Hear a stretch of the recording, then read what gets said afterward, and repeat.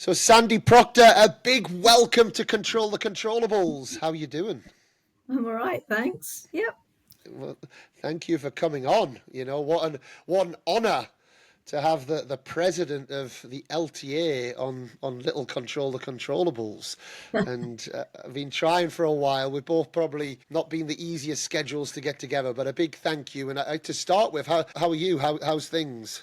Yeah, I think things are really good. Things are really busy, and of course, getting even busier as we head towards the summer.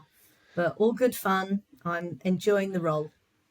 Is that how it tends to get? Is it a busier role as the tournaments start to come to the UK? What's the how's the kind of spread of that work across the 12 months? Yeah, it's pretty spread all year round with different types of events and obviously international bits as well. So pretty spread, but it really heats up come May from the French Open through the major events through the summer here. So yeah, it's non-stop all the way to end of Wimbledon. Well, with this conversation, I'm sure there's lots we're going to jump into. You've had a wealth of experience and I'm sure memories and challenges and many things in your life and your world that's, I guess, led you to this position as well. And then I'm sure we'll also jump into. I always, when we hear the LTA, we're in Britain, we love to say it in such a negative way. The LTA did this and the LTA did that. So there's going to be great for me also to be able to just open up on some of the message and the things that are happening and the hard work that goes in constantly behind the scenes and the opportunities that's open. So we're gonna jump into some of those things. But as ever on the podcast, tennis is our connection, right? That's what we all love, and I'm always so interested in people's stories and how that starts. So if you go back, I know it wasn't that long ago, but when you were younger, go back. Where did tennis start for you? Where did the bug get stuck with you and in your system? Well, I suppose it was a sporting bug more than a tennis bug to start with. Yeah. I'm of an age where we didn't specialise much in sports. I just did. In fact, I was my best sport at primary school was football, but I wasn't officially allowed to play and had to have my hair cut short and dress like a boy in order to play. Incredible. But then when I got to secondary school, of course, I was in sports heaven. So I played every sport imaginable, including tennis. Lacrosse was my favourite, netball, all the summer sports, and then tennis was in the mix. So I wouldn't say that I got a tennis bug on its own. Yeah. I didn't come from a family that could afford a tennis club or anything like that, but I played in the school team. So that's where my love of tennis, along with other sports, started. And what was it eventually that did attract you to tennis? It's a bit of a romance story, actually. I became a PE teacher and I was coaching or teaching in a school in Ealing and decided to join Ealing Tennis Club. And when I had my playing in test, as you did in those days, I met a man who ultimately became my husband, and he was a bit of a tennis player. So we met on playing in test day, and he'd played at Junior Wimbledon and was good, and thereafter that, played loads of tennis. So there's the name of our podcast, 15 Love.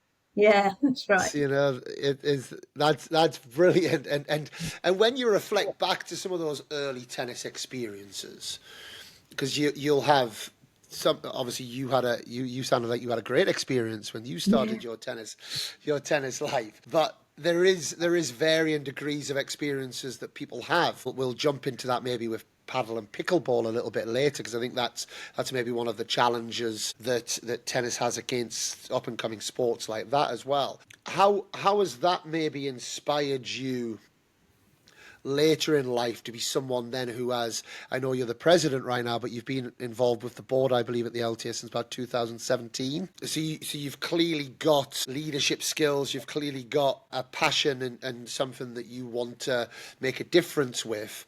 What are those early reflections has inspired you to want to do that now? Well, I think really through becoming a coach, to be honest. So when my husband's job, he worked in oil, started moving us around, I couldn't coach in schools, teach in schools. Okay. I call myself the accidental tennis coach, to be honest, because we were in Aberdeen to start with, playing at a cult tennis club there, and there was no coach in the whole of Aberdeen. And I was a PE teacher who could play tennis. So the parents landed on me and said, would you coach our children? And so that's how I became a tennis coach. And it's through coaching that I've becoming more and more interested in the sport, probably less than playing. I mean, I have played, and I've played Yeah. club and lower county tennis, but it's really been through coaching that my love of tennis has absolutely flowered. And all the way through my coaching, I've been a volunteer, and I've helped run tournaments and open days. And then I've gradually got into the whole volunteering sort of part of things. And then I also got involved in the administration side of things. So I started running my own program in Aberdeen. And then my husband's job moved us to Dubai and Cairo. I was the only female coach in Dubai, by the way. And I ran my own programs there, and equally in Cairo, a bit less so. And then travelled around a bit, ended up in Beckenham, and went to the Park Langley Club Yeah. in Beckenham, and later to the Bromley Tennis Centre. And at both of those places, you know, my love for nurturing just young players in particular, I became very, very interested in the whole 10 and under age group, particularly Yeah. for my own coaching, but then with following them up and moving them on to other coaches and managing their programs. That's where my love of it all has come from. Great. It's interesting you're saying you're almost the only coach in Aberdeen, Yeah, the only female coach in Dubai. yeah. So who was helping you? Who was, did you do coaching courses? Did you have any mentorship? Was it just all learning on the fly? Obviously you had the organizational skills from your PE teaching days, and the ability to keep a discipline and run a session, those things. Yeah. Who was able to give the more technical knowledge and help develop in that area? Or was it just learning as you went? Yeah, bit of both. But I obviously, while I was in Aberdeen, I managed to do my LTA qualifications. So I did 1, 2 and 3 while I was up there in Scotland. And so that's where I'd have got my kind of slightly more formal technical input through those. And then in relation to kind of the administration and programming side, I tell you what, I think I just learned along the way on my own. There were no courses in those days for how to run a good program or how to do your administration or set things up.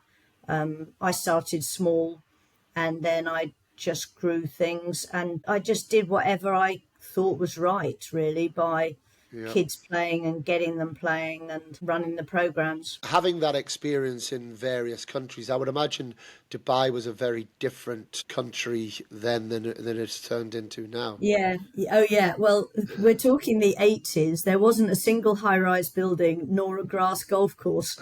So, and I was coaching at a hotel and also an expat country club. And yeah, the kids were madly keen. I also taught other sports. I did a lot of squash coaching as well, and swimming and all sorts of kids' activities. I coached adults as well, but it was always coaching kids that I liked the best. And I suppose that was my sort of PE teaching background that helped that, really. So yeah, And lots of interest around overseas. and did people frown upon you being a female coach in Dubai in those years? No, no. I think probably because mostly I coached expats, so no. Okay. But I did coach a number of local Dubaians. In fact, I did coach Mahesh Bhupathi for a little while, who was from whose parents were there, but he was only 10 at the time. Right, So okay. I can't claim a whole lot. His dad was a really good player, and his dad did most of his coaching, but Mahesh came to my group lessons. So I had a Nice. lot of different cultures who used to come to my sessions. And then, yeah, coaching local adults, Dubaian men, was very different. They really just wanted somebody to hit with them. So somebody could keep rallies going, and I just had to learn roughly to take individual requirements. I suppose we're all doing that now, aren't we? We all coach people as individuals, not all the same. And so I used to have to a certain extent, understand what the input they wanted. Did they Yeah. just want somebody to hit with, or did they genuinely want somebody who would actually help them with their grips, their Yeah. swings, their footwork, or whatever? And they were all different. Yeah, because the reason I ask, I was at the WTA finals in Riyadh in Oh, November. yeah.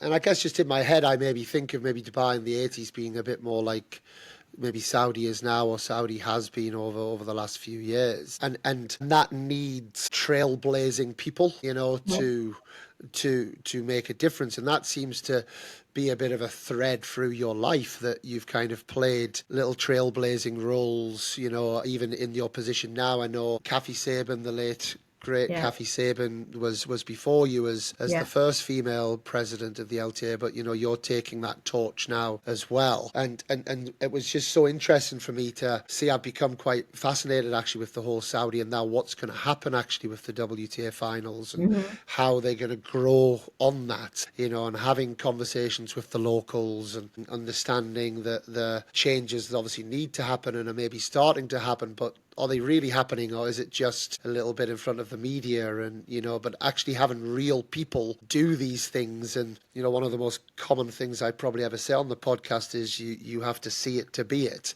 Hmm.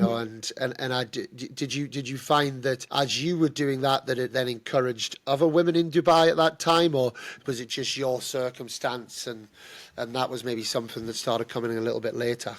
Yeah, I certainly didn't see that in Dubai Okay. in those days. The majority of people playing tennis were at that time were expats, Yeah. and so I don't think I remember seeing that other people became coaches. I don't think many people were interested in playing. I hope that some of the youngsters that I coached in Dubai might well have gone on, when they left Dubai and went on to Yeah. wherever they went, might have been more interested in that.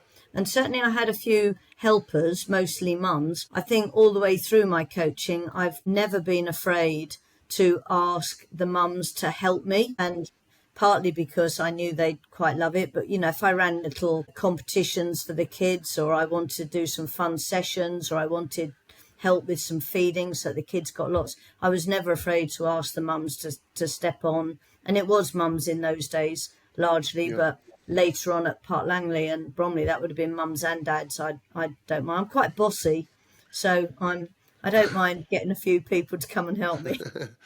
We've got to be as tennis coaches to control the herds. But I talking about trailblazing and talking about your love of under 10 tennis, Hmm. and that's obviously been a big area of you that you've been involved in. You also heavily involved with the ROG, the red, orange, Yeah, green, yeah, that was developed. And back in my day it was short tennis, yeah. plastic racket and fluffy ball, and then we moved into that. So how did the idea of red, orange, and green come up, and tell us the role that you played within that? Well, short tennis is what I did first, actually, Dan, Is same as it? you. So it was when I was in Dubai that I read in a British tennis magazine that short tennis had arrived in the UK from Sweden, and I thought, I've absolutely got to have a piece of that. Ordered a bag of Slazenger equipment. It came over to Dubai, and we had a sports hall, and I was in heaven with this. And it meant that I could suddenly start coaching younger children, the younger brothers and sisters of kids that I was already coaching. So, to be honest, I thought that was probably the biggest revelation in this area. Yeah. And all I helped to do was love it. And then my next moves around Lincolnshire, Aberdeen, back to London, I was discovering a bit of a problem. You probably had it as well, which was, it was all very well. The kids could play a great game with a plastic racket and a sponge ball. But when they moved suddenly from there to a tennis ball, it was too much of a jump. Yeah. And we were losing a lot of the kids that were loving to play that because we moved them up. And there was a little bit, in those days, a lot of the kids would carry on playing short tennis until they were 9 or 10, because the jump to a yellow ball and a big court was just too much. Yeah. And so I had, with my team at Park Langley, we'd grown the program there to around 2,000 players a week on a coaching program, which is enormous. And 800 of those were under 8 playing short tennis. Wow. So I don't know. I don't think it's still that big, but that in those days we had all the school sports halls available as well. So because it was such a notable program, and 10 of our kids were picked for a sort of a future stars program by the LTA. And so Roger Draper said, what's going on at that club? I want to know, because we need to sort out the sponge ball through to the yellow ball. And so I was asked to go to the LTA and almost do a bit of a project along with Phil Veazey, who was head of development in those days, and a team, some of whom you would know. It was with Mike Barrell, Mark Tennant, and Jenny Thomas. Yeah. So we got our heads round, and I went and looked around the country to see who was doing a good job on the short tennis front. And by then, some softer balls had come in from some of the companies. They were called Transition or Low Compression or Evolution. And we all got together and we all decided there were 3 stages, we thought. The sponge ball stage, and then a slightly softer, slightly bigger court, and then another stage. But none of us knew what to call it. So we all wrestled with all sorts of names. And then on the way back from a meeting, I was on the North Circular Road crossing with the Finchley Road, and I was stuck forever at some traffic lights. And I went to myself, that'll be it. Red, orange and green. Perfect. So I was a bit, got back to the ranch, talked to Phil about it. He said, brilliant. We took it to Roger Draper, and Roger will kill me for saying this, but he said, Sandy, is that a bit complicated, red, orange and green? So I said, well, I think every kid is either on the road, on their bike, walking, crossing the road. So he said, go for it. And we went for it. And that's how the name Red, Orange and Green came up. Okay. But the biggest problem, because it would only work, the red stage, if clubs had access to indoor courts, because the sponge ball is hopeless outdoors. So we needed a sort of an outdoor version of it. So Phil and I went to all the manufacturers and said, we've got an idea. Here's the sponge ball. It's very successful. And now we'd like an outdoor version of this. So we think a felt covered, same sort of size, would work really well. Well, you've never seen them all run out of the room faster than they did, because they didn't want to know. But stayed behind was a lovely guy called Derek Price of Bath. He said, I'll give it a go. And he went back to his factory in Bath, and he made about 7 attempts till he got to the right one. And that's what we then launched Red, Orange and Green with. So he was the first person to sort of create that ball. And look where it is now. It's all around the world. Everywhere I go, I see pictures and activities where kids and coaches are using the red ball. It was all invented in this country. And thank goodness Derek was willing to do it. And, he's in his 90s now, and he still works on his factory floor every day, or 6 days a week or something. Amazing. Yeah. Well, Great. a big shout out to Derek. Incredible. You say it's everywhere. I was in Miami a couple of weeks ago for the ATP WTA tournament, and Arina Sabalenka, which some people might know, she plays okay at tennis. And, she was using a red felt ball. Wow. And she was working, and I think this is a one, and I'd love your thoughts on it, Sandy, because I've got a saying, it's a tool, it's not a trophy. Yeah. Oh, yeah. Because they're very much, and my kids have gone through that system. They play tennis. I've got 3 kids, and them coming home celebrating that they've used a green ball as if they've just won a tournament. Yeah. And it's like, and I'm constantly trying to explain to anyone that will listen, it's a tool to help develop your tennis or to have fun playing tennis. Arina Sabalenka was very much using it for the purpose of trying to drive through the forehand more. Okay. and have the different resistance. So, Yeah. for her to drive her forehand down the line, and I've used it with players if I want them to extend on their backhands or, Yeah. pro players. And then the feeling of doing that with the red ball and then throwing in the yellow ball. So you then try and follow that. Just a form of resistance training. I think it's a very clever usage of it. But also we're starting to see adults use it and adult programs being used, and it actually playing the game right, rather than, Mhm. because I think that is one of our biggest challenges. And I've lived in Spain for 15 years, where paddle tennis is a massive sport, and obviously paddle's starting to get bigger now in the UK. Paddle tennis is quite easy to play, Yeah. and you can get different levels to come out and play the game, and four players can have a really fun game. Tennis, it's quite a difficult sport to play to a level that's worth playing, Yeah. and to have rallies. Whereas it seems like using the different compressions of balls and being smart with the tools that we have could make the game a lot more entertaining Mm. for players as well.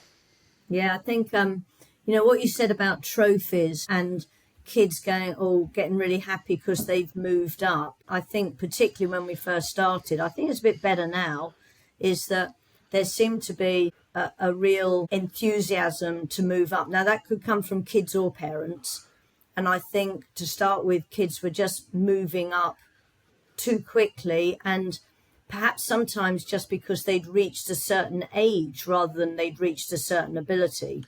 Yeah. And I think that sometimes there's too quicker move ups for some of the kids, and it ruins the actual playing of the game. If they can just hit a few balls over the net, that's not a sign that it's ready to move up to the next level. And I Absolutely. think you're right. I think the adapted equipment can be used much more generally. When we launched it, it was for kids and we marketed it. And we look back on that now, and I certainly wish that we'd marketed this as just a way of playing tennis and learning tennis for Yes. everybody of all abilities, because now we know now that this is a great way that a lot of teenagers and adults would A, learn the game, but B, it's more of a framework than a journey. So you could play any one of those. I'd be perfectly happy to go and have a really good game of red. And in the States at the moment, they've got Red Ball for All, which is Okay. encouraging people to go out on a small court, like a pickle court, and just use a small racket and a red ball and have fun. Because the feel of a ball on a racket strings is just lovely. If we'd marketed it like that at the beginning, it wouldn't Yeah. be quite such a culture that it's just for kids. But Dan, one day we will get there. We will get there, that everybody will realize that it wouldn't matter what kind of tennis you could play. You could play red on a small court, you could play orange on a medium-sized court, green, and no matter what your age, find the right thing for your ability and have fun. And I wish a lot more adults would enjoy to play with a green ball. And I suggest this when I go and visit clubs, and I Absolutely. see adults having a nice social morning, but their rallies aren't more than 3 shots long. And I go, oh, if you used a green ball, you'd get more exercise, you'd have more fun, you'd have more rallies. And yeah, it'll happen one day. We'll have it. And some people are doing that really well. Some coaches are doing it very well. What do you think the hardest? If I take it, I back to the junior development piece around red, orange, and green. What do you think the biggest transition and hardest transition is between those balls and then into yellow? Which stage? What do I think? I think probably the red to orange is probably the biggest jump because it's the biggest court size jump, and probably the biggest ball movement jump. But I don't think it is all that difficult as long as it's not done too soon. But I think if Okay. it's done too soon, it is the difficult one. So the other two are a little bit more gradual. But again, if you jump any of them too quickly, they Yeah. can all be too much. I would settle on red to orange being the biggest change.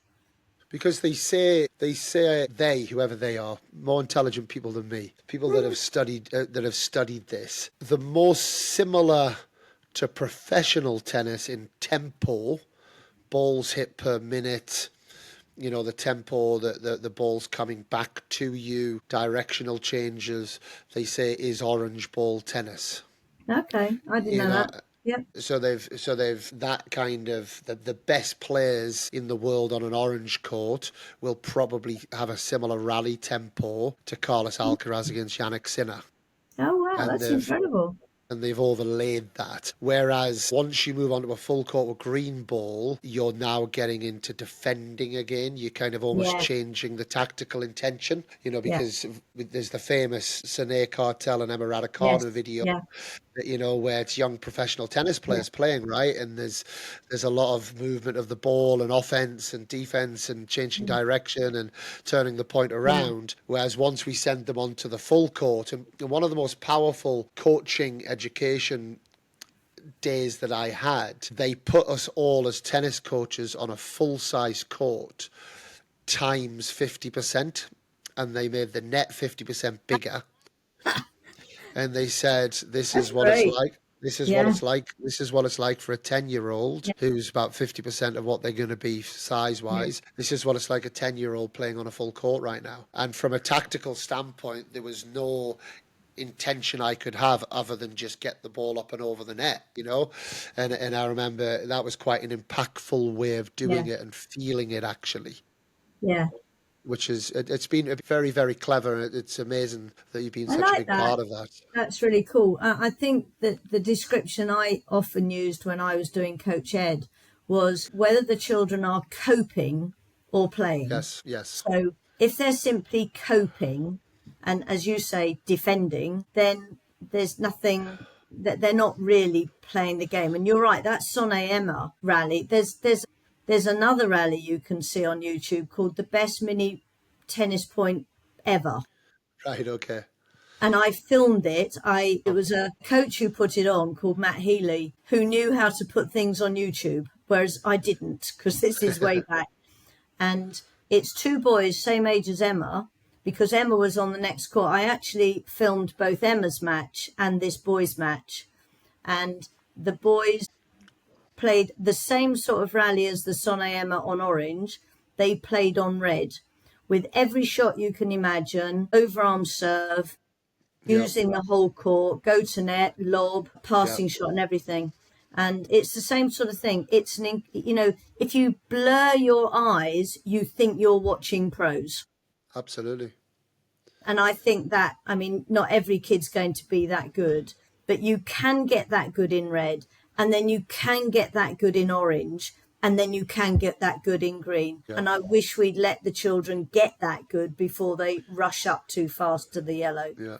Well, there's got to be no better way of developing than playing the game the way that the Correct. game is played. Yeah. Big, You yeah, know, I'm big for playing the game all the way through yeah, rather than learn endless forehands, endless backhands. You've got to have everything in situ and serve, rally, and score, as the ITF campaign said. absolutely. And to move you into one more thing that I think is brilliant that you've been a big part of, the LTA Youth Tennis Leadership Yeah. Program. And what I love about that is, and I would love you to tell us a little bit more about it, is I guess my philosophy really, when I at Soto Tennis Academy, my whole aim has always been for us to impact people's lives through the vehicle of tennis, and we know that some people might end up on the big stages, but we Hmm. also know that this sport brings just so many incredible skills and networks and experiences, and that are so transferable into so many different forms of life, whatever that might be, whether that might be your relationship with a partner, your relationship with family, down to friendships that you've got, or jobs and roles and all of these different things. And I think kind of anything that shines a light in those areas is something that we need to do a better job and educate better through our sport. So tell us a little bit more about that as well. About tennis leaders. Yes. Yeah. Whenever I've been coaching, you know how I said earlier, I'm pretty bossy and got all the parents involved. I used to also spot teenagers. I'd perhaps coach some teenagers, and I used to ask them if they'd like to come and help me with the little kids. Now, I didn't call them leaders, they were just my helpers at the time. And when I was at Park Langley and we had a big program, we actually formalized the Teenage Helpers program, and Okay. we gave them little training sessions, and they used to come along. Because if you've got, as I did, 14, 15, 16 kids in a class, the most valuable rally that most of the kids are going to have is with the coach. Well, if I've got 4 people on my courts that can all rally really well, then the little kids get more rallying experience, more hitting experience. So when I was at the LTA and I'd rolled out the red, orange, and green, and there was a case of, right, what next? I said I would like to create a formal tennis leaders scheme. And we worked alongside the sport leaders people at the Youth Sport Trust, because there's a generic sport leaders course. And we created a tennis leaders course specifically for the tennis kids, but bringing some of that stuff. It's all about organization, communication. The kids don't have to be good tennis players. They're there to help a coach or help a referee at a competition. They learn scoring, they learn feeding, they learn just how to organize the little kids into activities, how to help them. They don't coach, but they do pass on what the coach has told them to pass on. And of course, that's growing our own workforce for coaches and officials for the future as well. And so we formalised the programme, and it's now been going since 2007. It's on its third sort of update. It's had 3, and 4,000 teenagers aged 11 to 16 go through this a year with the Fantastic. LTA. I say with the LTA, it's delivered locally by coaches and teachers. It's Yeah. very school friendly, a 2-hour introduction module with the basics and then lots of little add-on modules. I think it's great. I think it may be underused. I Yeah. think we've got an opportunity to keep these teens in tennis, but in a different aspect of tennis. We've got an opportunity to give them the life skills. My parents of the kids that used to be my leaders loved me because I had the kids working on holiday camps and in the evenings, far better than going and stocking the shelves at the local supermarket. And they were learning life skills and confidence. Some of these Absolutely. kids, I can't tell you how some youngsters would come to me shyly saying they'd like to be a tennis leader or I'd pick them out. And in 6 months, they were talking at the top of their voice, organising 20 children. And many of them went on to be coaches themselves or PE teachers or teachers in general. I loved developing or helping those teams to develop almost as much as the little under 8s Yeah. and their tennis skills. It was Absolutely. lovely. Yeah. Amazing. Well, one of our performance behaviours at Solid Tennis Academy is pay it forward, Oh, and yeah. that's been that kind of runs Yeah. through the academy. That again, we don't have an official tennis leaders, but it's what basically it is. And we actually have a lot of the players almost fighting to come into the Yeah. mini tennis sessions. And one of the real side effects, positive side effects I've seen of that is that their game intelligence improves and their Yeah. own performance improves as well. Because all of a sudden they are teaching something that someone has tried to teach them and maybe it's not quite sunk in, but Yeah. all of a sudden you can see that they're having these conversations and they're starting to bring these things through. And, we'll encourage like big buddy, little buddy systems, Yeah. we'll encourage players to talk to each other about their own match plans before and after, and having these discussions. And I do think that kind of teenager who does naturally lack a little bit of confidence, by them almost becoming a bit of a master of that skill by being able to teach it themselves, has quite a profound effect in terms of then the development for them as tennis players as well. And I just Yeah. think there's so much good that can come from all of those little things, and that's, we just need coaches to continue driving those things forward, Yeah. right? You know, and, within clubs, within academies, within centres, whatever it is. Yeah. We often hear it said, don't we, that if you want to learn something really well, then teach somebody else. Absolutely. So, do Yeah. your kids do tennis leaders? Have they done it yet? Are they old enough? So in Spain, we don't have that official thing, I guess. You can do it. Yeah, well, I guess we kind of do. I actually set up, I call it the Be Cool program. Okay. And it's spelt cool, the cool way, with a K. Yeah. And it's is the whole concept, and it's all about keeping options open for life. So Yeah. that program, Nice. we're doing lots of little things within that, Yeah. where there's lots of those skills, and just bringing awareness to different things. We do a lot of stuff with our players on getting them also to work in groups, focus groups, and then present. They don't know what we're doing, but we're trying to give them experience in all of these different areas of life. Coming Nice. together as a team and researching a certain topic. It might be researching something to do. We do like a lot around like realities of the sport. Yeah. Research players' records and get them to understand how much players actually lose in our sport. Yeah. Yeah. We can't get too upset when we lose, because the best players are Yeah. losing all the time. But then Yeah. have to then bring that through and do that presentation in front That's of good. people. I think all of these, we're constantly trying to think of these different areas, because I think the sport of tennis gives just a massive opportunity for that, really. And Yeah. I think for me, and where I've got to in my life, is tennis is the best sport in the world. It's an incredible sport, and the reason it's incredible is because of all of those things it brings, and Yeah. all of the people that are involved, and the people that you meet, and the travel. I just bumped into someone in the lobby here in Barcelona, who I'm here at the ATP tournament in Barcelona, and he was on my county team back when I was 16.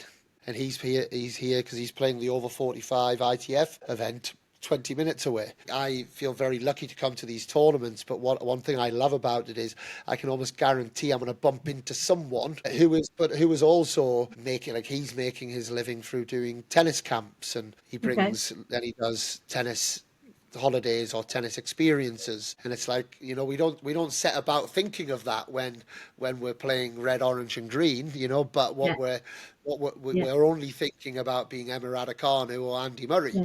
Yeah. But actually it does trend off into lots of different areas. Do you think, it's one question I'd love to ask you, do you think we do a good enough job with that messaging, actually, of what success looks like or can look like, and I guess the various levels and layers of what success through tennis and that vehicle of tennis looks like, from a young age? Because it feels to me that we get a lot of disillusioned parents that maybe feel they're being sold to try and go a professional route, and then, well, that's not possible, or we're not able to do that, or we don't get this, or we don't get this funding, or that's not, and then almost fall out of love with tennis. Maybe do we set our expectations? Could we set the expectations better and have our messaging better on that? Yeah. Do we do enough? We do a lot, but we could do more, I'm sure. All of these things, I reckon, start at a local level, really. So Yeah, yeah, with coaches and the kids. And if coaches can offer their players a wide variety of ways to be involved in tennis, yes, then of course that will help.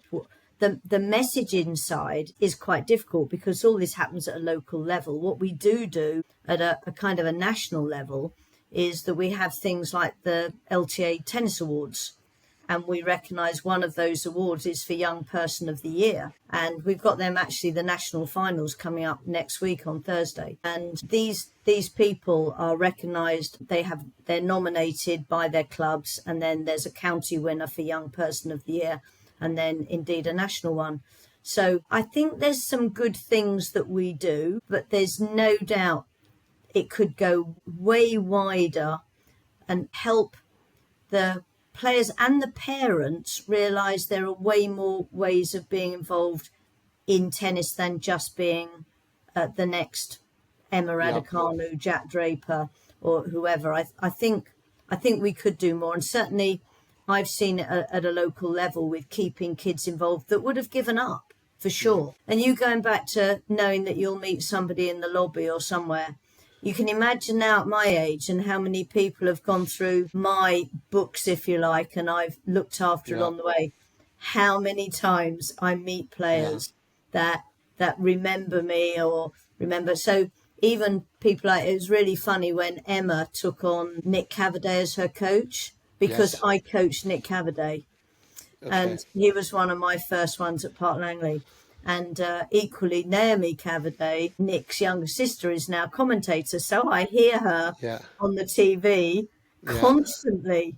So, it's, I have huge pride in bumping in not just to those players who've done well in the top of the game, but occasionally I'll bump into players or people. And because I've been on TV presenting the trophies at Wimbledon, people have found me now on LinkedIn, and people that Okay. I taught once upon a time. And I've been tracked down now by kids that I taught at secondary school in Croydon many, many years ago, and caught up with them.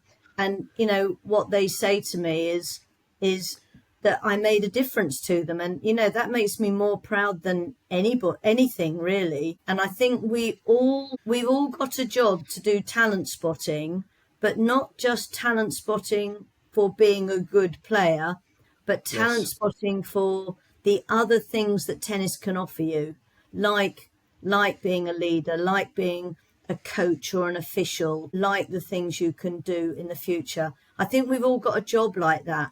We must do it. It's really well put, Sandy. Really, really well put. And look, people aren't going to track you down. Well, unless it's for a bad thing, they're not going to track you Yeah. down unless you have had an impact. So Yeah. so that's you should be very proud of that as well. Now, the last bit to move you into is your current role. Yeah. Current role as president of the LTA, which again, an Yeah. amazing role. I'm sure a big responsibility. Something that you can be extremely proud of. And I guess my first question I'd love to ask you on this, and I've had this discussion with lots of people over the years. I mentioned off air this is kind of our 5-year anniversary as a podcast, so we've been going for a while now, over 250 conversations, Wow. and I always like to explore what the role of a federation is in tennis.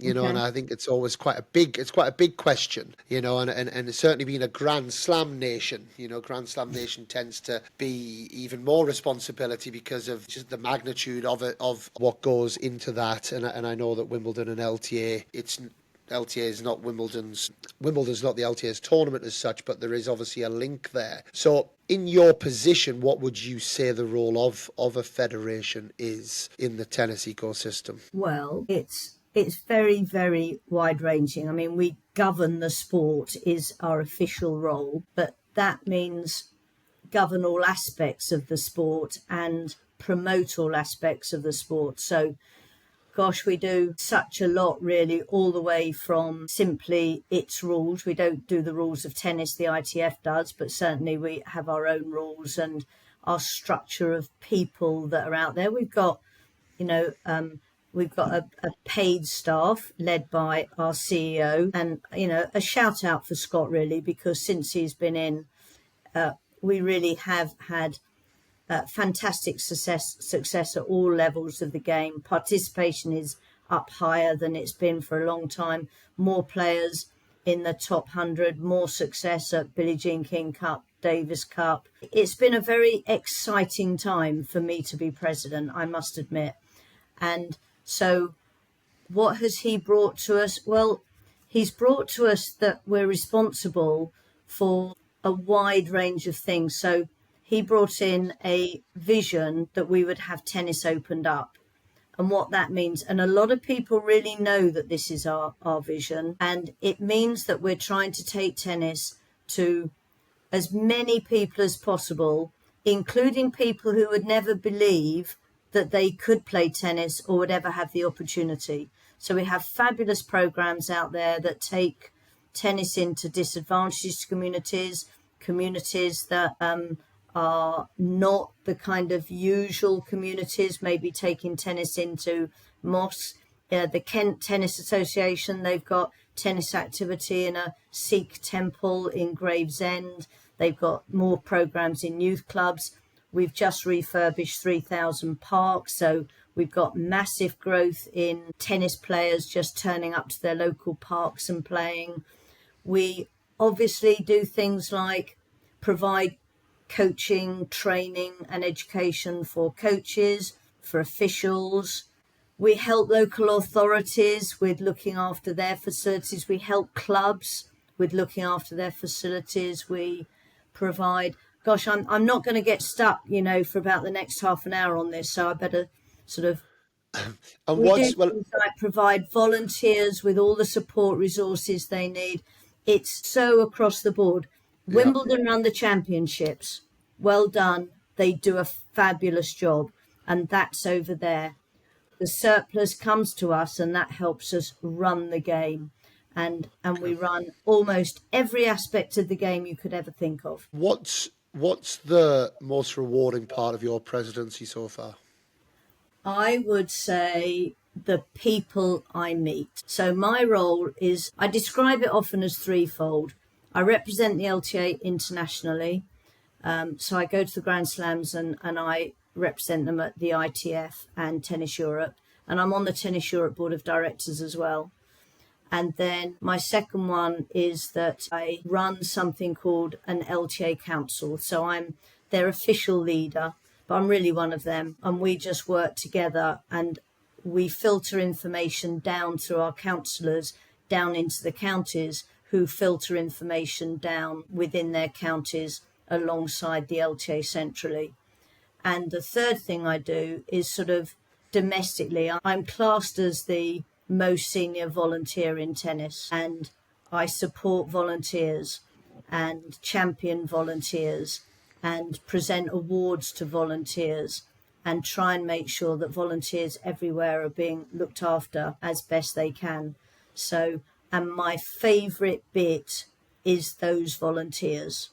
And I meet them through awards and through when I visit clubs and counties. I meet the most amazing people that you could imagine that have given years, even decades, to helping other people play tennis. Yeah, And it's an astonishing passion out there amongst people who want to do that. And that's been my favourite bit. and an energy to keep you going if there Yeah. ever is. Oh, completely right. Yeah. And in terms of, I touched on it before, the late and great Kathy Sain, and I Yeah. loved Kathy, Yeah. and but you now being the second woman in history Yeah. in this role, that's obviously it's a massive part of sport that we need to continue driving and pushing.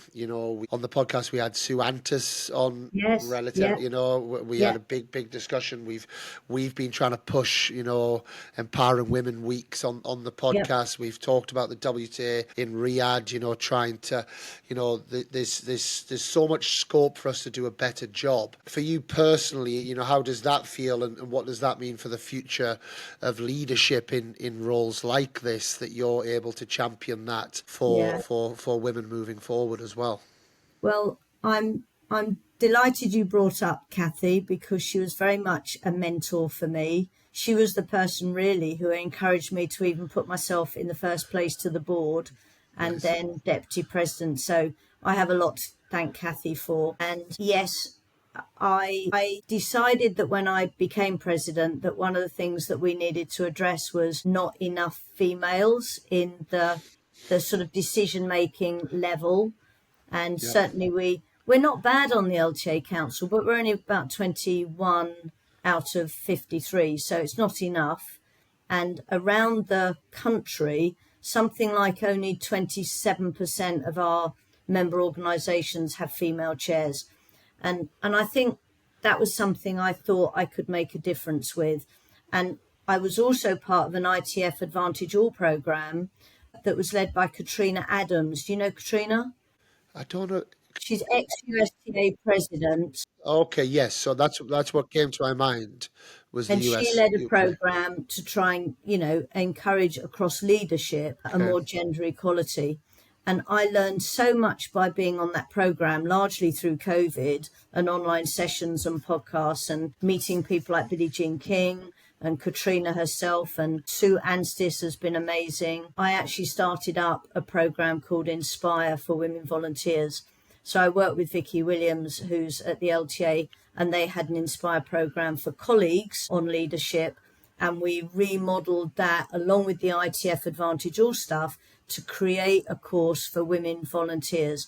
Very easy, 6 to 7 hours a month, an online session once a month to motivate. Takes a year, and it's been great. And then they've gone on to help nurture the second group, which we've just finished, and we're hoping to maybe scale that up and get that out there a little bit more, and Great. maybe get more younger women into it. Yeah. These Young Person of the Year awards that we give, a lot of those are girls, and it would be great to nurture them further as future volunteers and as future leaders. So yeah, I'm all for that, and Great. I've loved doing that, and I've seen that make a difference to some women. It's been great. Great. What about coaching workforce? Is Well, that remain a challenge? I know there's been programs, I know there's been yeah, pushes, I see it on the cold face of yeah, academies. yeah, We don't yeah, get many applicants, and from female coaches. That's maybe a little bit different. Obviously, that's maybe requiring a move to Spain. But, yeah. on the ground, are we starting to see that coming through more? If not, what can we do to continue Well, there pushing are two that things to change? it. I think there's one, the coaching workforce, which isn't big enough to cater for what we've got, and the other is what proportion of the workforce are women. So on the size of it, we've actually got more registered coaches at the LTA and accredited than we've ever had before. But because we've got more participation, it's still not enough. So we're continuing to drive to encourage people to coach. So we can nurture them through the Tennis Leaders Program, encourage coaches to grow their own and talent spot these youngsters to see if they would be good coaches. That would be great. And then, as an LTA, our coaching team led by Merlin Van Brahms, I'm pretty sure you know Merlin. Yep. They engage with the coaches, provide constant online learning opportunities and opportunities in general for them. That I think we're doing the best we can, but it more still needs to be done, because I hear what you're hearing, which is there aren't enough coaches out in the clubs to cover all the bases. So we've Yep. all got to try and do a little bit more, and we've got to try and grow them from younger. On the women front, yeah, there have been lots of little projects, level 1 female only courses, and trying to get more women to recognise that it is a career opportunity. But more than anything, program administrators have got to recognise that women can be a really important part of their workforce, but they don't necessarily want to work full time. Yep. So we, Absolutely. we need program organisers to say, yeah, we are happy that you just do 4 or 5 hours a week. Yep. So we need to bring back I've been a part-timer on the coaching front all my life. Funnily enough, as a volunteer, I'm far from a part-timer now. But yeah, I think it's making adaptations around the fact that women are largely the family carers and can give themselves a little less wholeheartedly to the job. Yep. Performance is a tough one though, isn't it? Because the women, Very hard. only some of them want to travel with players, maybe more team working so that they can be a part of a team that coaches a player. But that's a really tough one. I don't have It's a very brilliant solution difficult. for that. No, Do you? no. I mean, to be honest, I had this discussion on the podcast last week, and is there a basically, is there an easy tennis job out there? No, there's not. It's Yeah. in the world of, especially once you go in the world of performance or any real level of competition, and the challenge that we have is burnout. forget whether you're a man or woman, it doesn't matter. Burnout is a real issue, I believe, in this space, the more performance space, because that tends to attract ambitious people, Yeah, and ambitious people get attracted to it, but then the pay versus the hours that you do doesn't tend to add up. So you have this massive balance that you're trying to get, or this massive equation of like ambition versus balance. And not just ambition, but also, the ambition driving you to want to help and realizing, well, that's my opportunity, and if I don't take that opportunity, someone else will take that opportunity. So I need to push, and I need to go to that tournament, I need to travel, and I need to. And none of us are able to sustain that forever. yeah, So I personally see a lot of burnout happening with tennis yeah, coaches. yeah, If you then throw in real life, yeah, and you throw in, being a mum of two, wanting to, naturally, be a great mom, and take care of different situations.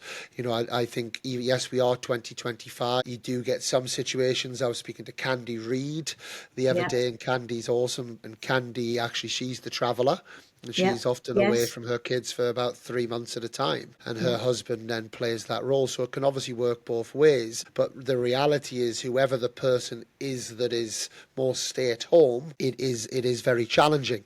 The flip side of that, Sandy, and you've mentioned that you have been a part-time coach from pretty much all your life. That's also one of the things I've always looked at with tennis coaching and thought, actually, in some ways, it's the perfect yeah, yeah. mum job, I actually, agree. because there's not many jobs that you can say, well, actually, I'm picking my own times. Yeah, I'm getting an hourly rate, and actually this week I'm going to do 8 hours, and next week I'm going to do 12. mm, And actually, in 6 months' time, when I get my kid now that starts doing half days at school, I can maybe now do, And I've always looked at it that way, and not that I'm not in the UK. I don't see it so much within clubs, but I would imagine kind of club coaching, it's almost the perfect job, actually. yeah. I agree. It's been my perfect job all the way Yeah. through my life. So I completely get that. And the flip side of that, having been a program manager, I needed part timers. I Yeah, really absolutely. needed them because I couldn't get all day work every day for a team of 20 coaches, but Yes, I needed nearly all 20 of them after school and at weekends. So not ideal, absolutely. but yeah. Roll on the return of the part timers, right? Absolutely. Absolutely, Sandy. Sandy, I could talk to you for hours, but we have our quick fire round, and I have Okay. a couple of quick earth questions before we get to the quick fire round. And that's more, I guess, just impact. Again, I love tennis. I love talking tennis. I feel very lucky. I get to speak to many amazing people about tennis. It is ever changing.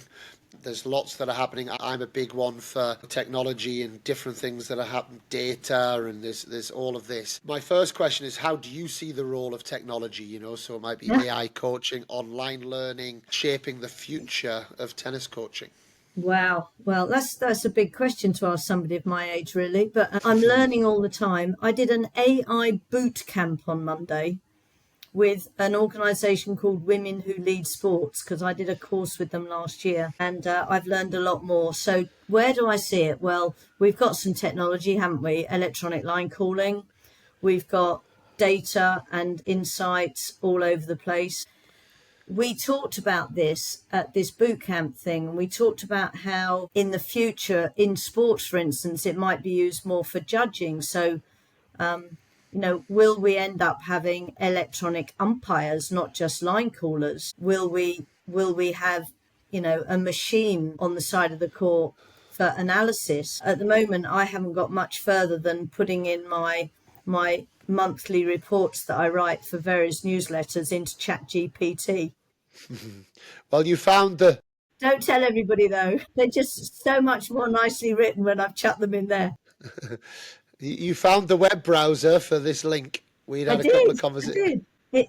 Who knows where that is all going to? But one of the important things I think we must retain is the human element. We can't let AI be anything but something that helps us, not takes over from us, because humanity is just too important.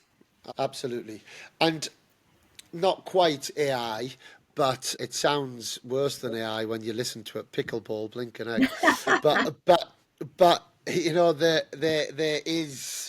there is obviously ever growing sports. Yeah. I've mentioned it. In Spain, for me, paddle's just that's what it is. Mm. It's just another sport. I don't necessarily see it as a competitive sport. I see it as another sport. Pickleball, I've been in the States quite a bit the last few years. You hear it coming from a mile off. It's massive in certain parts. But they seem to be getting some things right. I touched on it earlier in the conversation. It's maybe a little bit easier to play. The first experience, I get some feedback of people. You go to a paddle club and you pay your money and you play paddle. You go to a tennis club, you've got red tape, you've got to get in, you've got to get past that. Yeah. You've got to get in with the clique of players that are playing on the Saturday morning to get invited. You've got to pass all of these different Yeah. situations Yeah. before you're able to play the game. Whereas we've now got these sports that are a bit more instant and happening. Where does this all fit? I know it's coming, certainly paddles, I believe, now comes under the LTA banner Yeah. as well. Where does this fit? Where does this evolve? People that are scared about the competition, what's your message to Yeah. them? Where do you see all of this with these new sports? Well, first of all, I've played them all, so I'm perfectly happy to give them all a go. I've also played walking tennis. It's not going to take the world like paddle and pickle, but walking tennis is spreading pretty fast for people in clubs. I think they can all live alongside each other. Personally, I'd like to be at a club where I could play paddle, pickle, or tennis or walking tennis. And that would be, and have a cup of tea, or a drink at the bar or whatever. That would be my ideal club. And I've already seen how much paddle has helped clubs get a different revenue stream into their club, attract a new audience that don't play tennis, and some of those then enjoy the club environment and take up tennis. And I think so far what I've seen around pickle is, yes, it attracts a new audience, particularly people who perhaps find tennis a bit more difficult, or they've only got a small space to play in. All of that works. And it's also great in clubs for those people who've been lovely tennis players, but they've got less mobile as they've got older, and having fun with their friends playing a game of pickle. You're right. Tennis is the most difficult, but probably the most aspirational and definitely the best to watch. Paddle is easier, fun, small space, sociable. It remains to be seen how well it gets broadcast and how popular it is to watch. And pickle is the easiest of them all, and you could pick it up and play with it at any time. The noise is a bit annoying, and the scoring system is incredibly annoying. But other than that, I reckon they'll all be fine. But to put it in perspective, we've got 10 plus million tennis players in the country, and at the moment about 140,000 paddle players, so and something like 10,000 tennis courts, and yet only 800 paddle courts. It's a long way to go, and my opinion, and I know this is the same as Scott, we can all live alongside each other and we'll be fine. We just need to get earmuffs. Yeah, yeah. All right. Yeah. I've got a plan. There's going to be, watch out for the noiseless pickleball. Watch out for it. I said it here first. If you could give Sandi Procter one piece of advice at the start of your career, now you know, what would it be? I start of my career. I don't know where it actually started really, because it's all kind of crept up on me, and I've just taken each thing as it's come. I think one of the things I have done well is always said yes, like when Kathy said go for board. I've always stepped through the doors that have been open for me. If I had to give myself advice and I go back, apart from saying buy shares in Amazon or Nike, that would be quite good.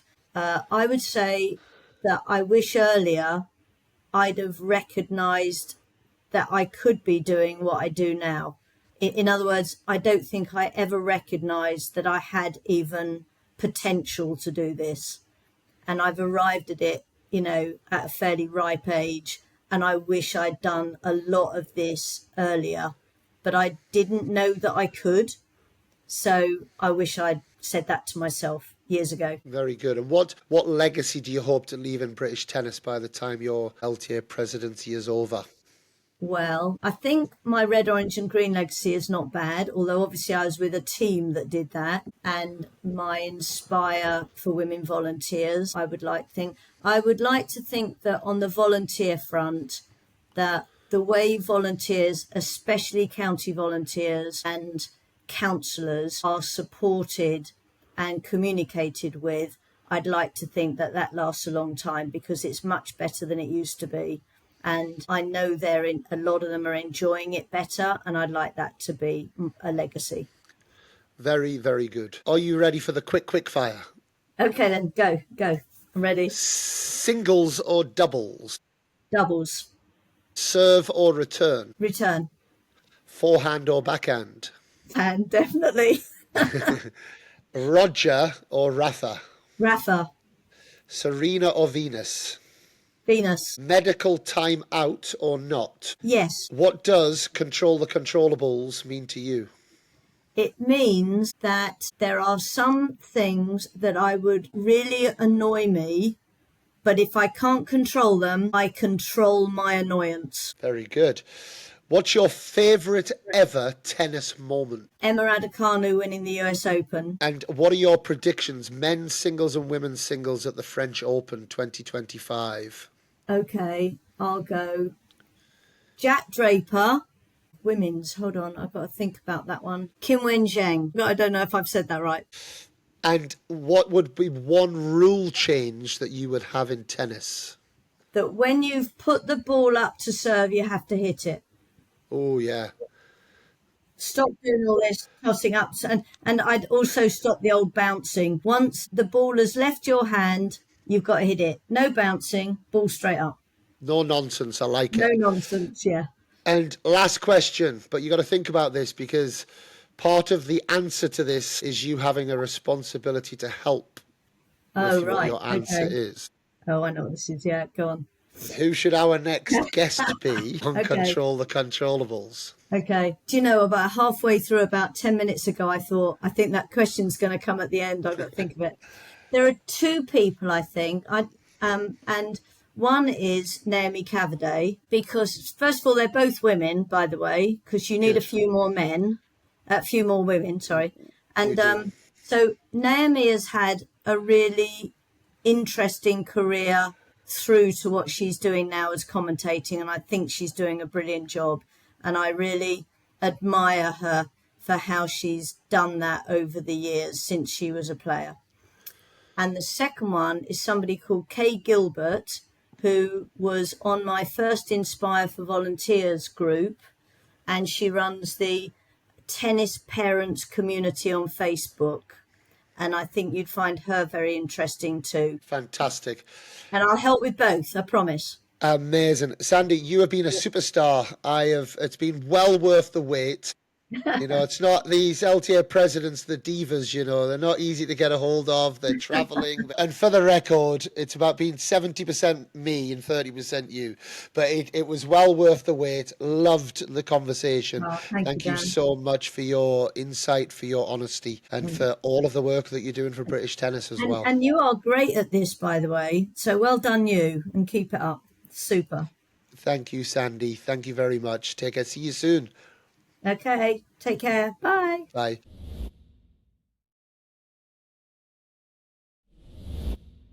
So there you have it, and there's many ways to skin the cat, right? In terms of getting into the tennis world, getting into the tennis coaching world, and to see just that story, to hear that story about how it's taken Sandy into all of these places, and now she's in a position having these amazing experiences and having an influence on the sport from the very top, and bringing that human side. She's great fun. All of those stories, the red, orange, and green. It's the traffic lights. Love hearing that. You always think about, where do these things start, right? And it's now a global brand. Mini tennis has taken off everywhere in the world, and for her to be such a big part of that, the LTA youth tennis leaders, I love schemes like that. I think also, I guess my thought process on that is we should all be informally doing that anyway. We should really be doing that within families. I've got 3 kids. We should have some kind of leadership position within the family. We're constantly teaching. I saw something today. We're not trying to raise children. We're trying to raise adults. And we've got to be putting those things in place. And my big thing, and Soto Tennis is 15 years old this week at the academy, and it's been lovely to reminisce a little bit and to hear from people, and just to also reconnect to what it was that we set the academy up for. And it was very much around impacting people's lives in a positive manner through the vehicle of tennis, and that's what all of this is about. It's not about trying to produce Wimbledon champions. Those are byproducts. It's absolutely about giving everyone the right environment, the right opportunities, and seeing where kids take that. Kids will take that in their different directions, but to learn those skills, to understand the transferability of those skills as well into all aspects of life, whether that's your relationships, whether that's a work life, school life, whatever it might be. We're very privileged in our sport, and it's so nice to hear Sandi talking about some of those bits. And a big thank you to you. Good luck with the rest of your presidency, Sandi, and for coming on and speaking so openly in your position. Says so much about you. So a big thanks. I am currently in Rome, actually. I'm coming to you from Rome, where I'm here for the 1000 event, WTA and ATP. So clay court season's very much in the thick of it. Lots more coming up. I will be in touch actually in a few days' time. We've got Ethan Quinn that's coming on the show. I did speak to Ethan a couple of days ago. Delightful young man. You're going to love that one. He's the young American who's almost breaking top 100. Had a great clay court season. You will, I promise you, love that one. Love that episode. So watch out for that. And then we're going to be French Open preview time. We got another Grand Slam on the cards, and then they come quite thick and fast, right? We then got the grass court season around the corner as well. So lots of exciting tennis coming up. As ever, from all the Controllables, big thanks to you all. Big love. Please do continue sharing these episodes with people. If you do get a chance to give us a little review, they're still pretty cool. We like to get those, and they do help us. Lots more great conversations coming up. We'll be in touch, but we hope you're well wherever you are in the world. But until next time, I'm Dan Kiernan, and we are Control the Controllables.